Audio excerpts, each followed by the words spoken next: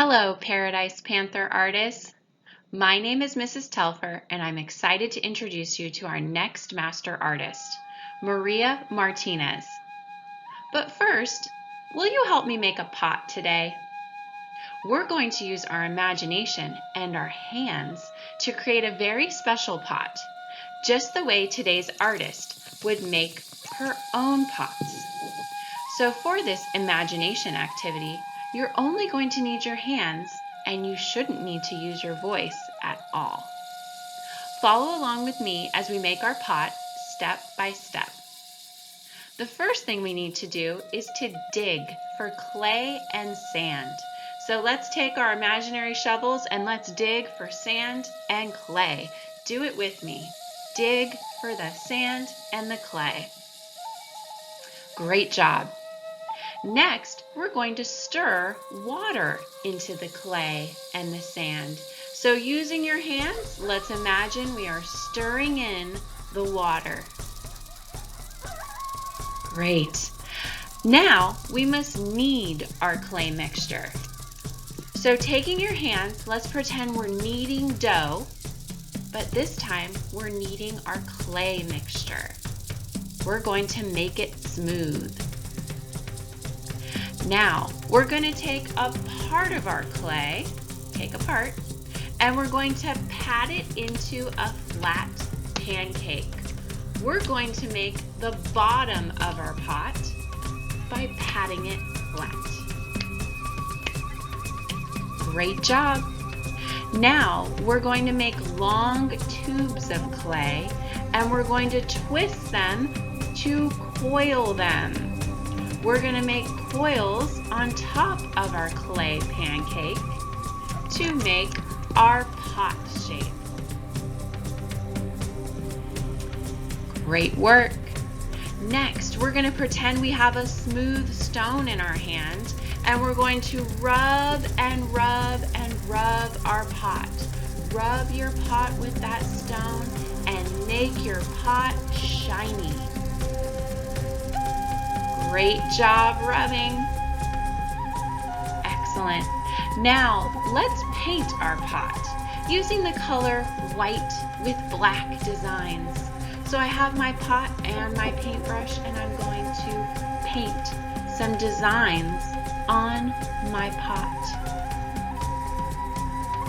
And lastly, let's bake our pot. We're going to take our pot and put it into a special outdoor oven. Take the pot, put it into the outdoor oven. Woo, it's hot. Watch out. But don't worry, our pot is cool now. Are you ready to see our masterpiece?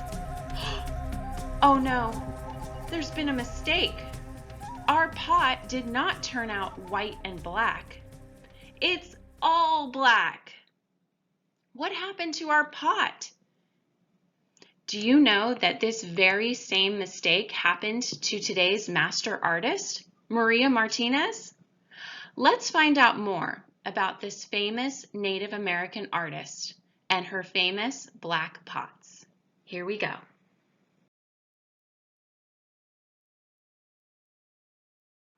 Meet Maria Martinez, holding one of the many hundreds of pots she made during her lifetime.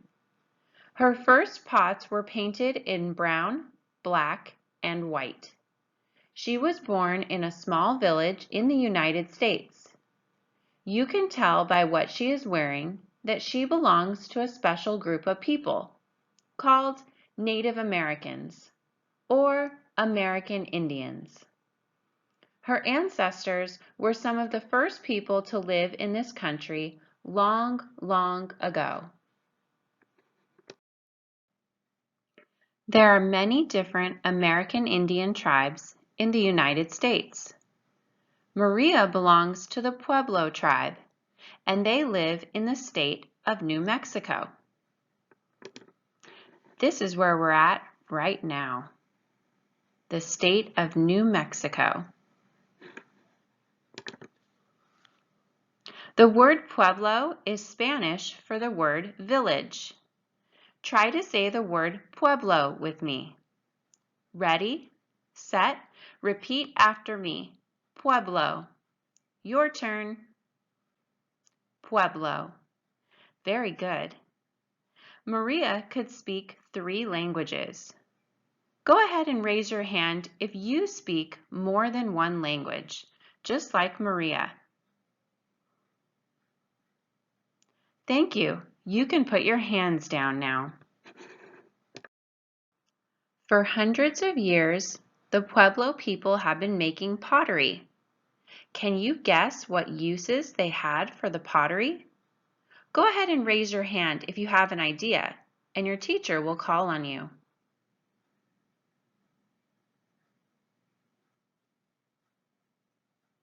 Thank you. Yes, they used the pots for things like cooking, storing food, and storing water. If you are someone who makes pots, you are called a potter. Today, there are many Pueblo potters who make and sell their work, but these pots are no longer being used to store food. They are now works of art that sit on a shelf or a counter and are admired for their beauty. Let's look at some of the pottery made a long time ago by the first Pueblo Indians. Notice that the Pueblos didn't keep their pottery plain and boring. They liked to decorate their pots too. These very old pots are in the same colors, white and black, that Maria was using to make her pots when she made her mistake that turned the pot all black. They used many patterns in their decorations.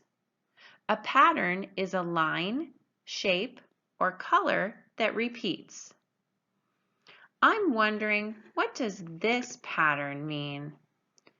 It looks like a staircase. Well, those are the ladders the Pueblos climbed to reach the upstairs of their homes. I bet some of you live in a 2-story home. Now I want you to pretend to place a heavy, large, full pot of water on your head. And now imagine climbing an outdoor wooden ladder to get upstairs. Be careful, balance carefully, and don't spill any precious water. Instead of having stairs inside, many Pueblo homes use ladders outside to reach the main living quarters upstairs. Remember when we used our imagination and our hands to make a pot? Now you'll see that Maria Martinez made her pots using the same steps. When we made our imaginary pot, we mixed clay or sand with water to make it. Maria never went to the store to buy anything to make her pots. Everything she used came from the earth, from Mother Nature. She had places where she and her husband, Julian, would dig for the very cleanest sand and clay. They carefully collected only what they were going to use, never wasting anything they got from Mother Nature. Now, let's see the steps of making a pot, like we pretended to do at the beginning. Maria would add just the right amount of water to equal amounts of sand and clay. Then, the job of mixing and working with the clay would begin. If you have ever made bread by kneading or pushing dough, or have watched someone else do it, it's the same process. Using a quiet hand, raise your hand if you like to eat pancakes or tortillas.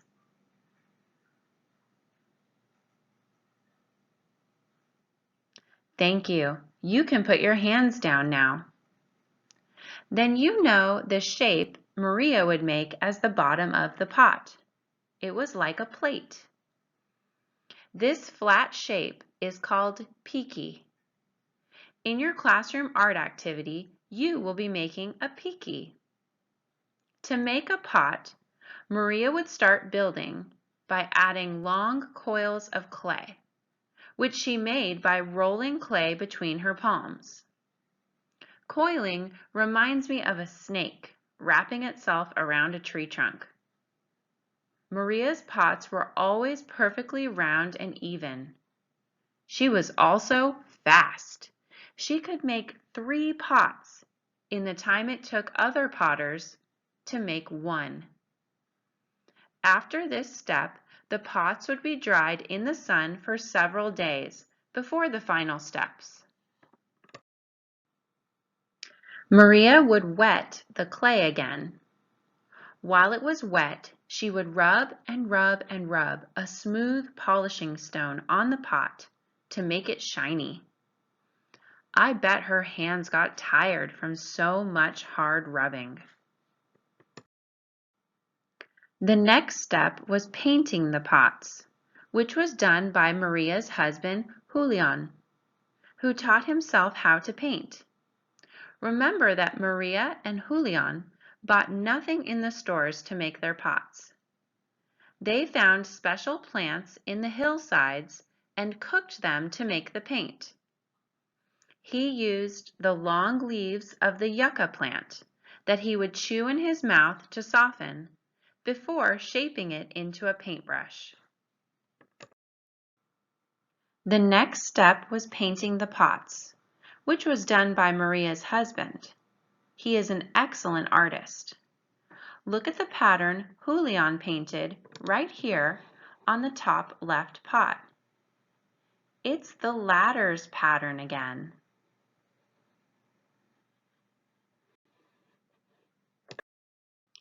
The final step in making the pots was to fire them. It's like baking a cake in the oven. Maria and Julian would make an outdoor oven by digging a hole in the sand and then piling up the pots.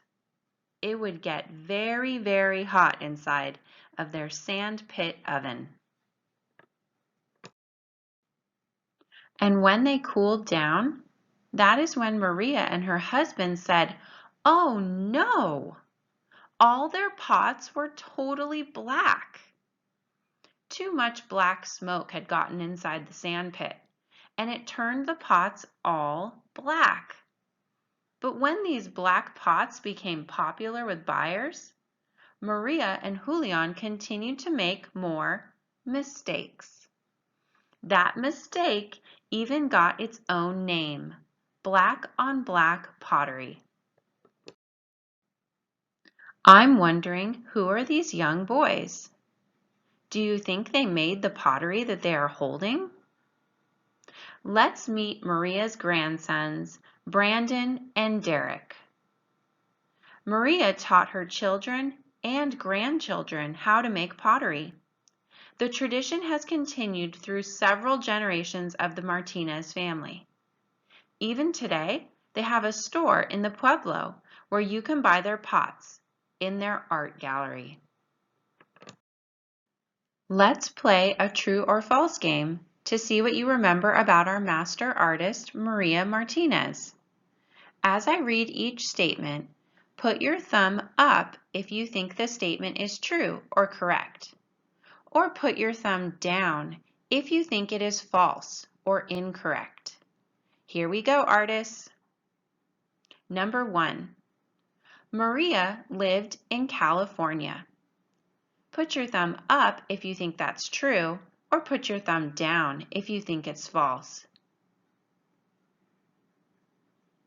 Yes, this is false. Your thumb should be down. She lived in the state of New Mexico. Number 2. The word Pueblo means sand.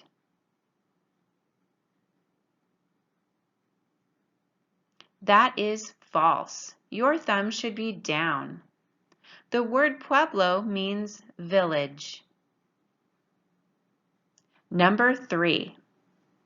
The Pueblo Indians decorated their pottery. That is true. Your thumb should be up. Number 4. Pueblo Indians climbed ladders to get into their home. That is true. Your thumb should be up. Number 5. The flat bottom of the pot is called peaky.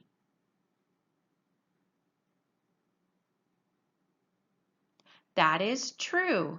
Your thumb should be up. Number 6. Maria painted her pots. That is false. Your thumb should be down. It was her husband, Julian, who painted the pots. Number 7. Julian bought paintbrushes at the store. That is false. Your thumb should be down. He got everything they needed to paint the pots from nature. Number 8. Patterns don't repeat. That is false. Your thumb should be down. Patterns do repeat. Number 9. Black on black pottery started out as a mistake. That is true. Your thumb should be up. And number 10. Maria and Julian baked pots in their kitchen. That is false. Your thumb should be down. They baked the pots in an outdoor oven, a sand pit. Well done, artists. Great listening. Great job today, Paradise Panther artists, as we learned about our last master artist for the school year, Maria Martinez. In your art activity, you will have a chance to be a potter and to decorate your own creation, just like Maria. Have a great day, Paradise Panther artists.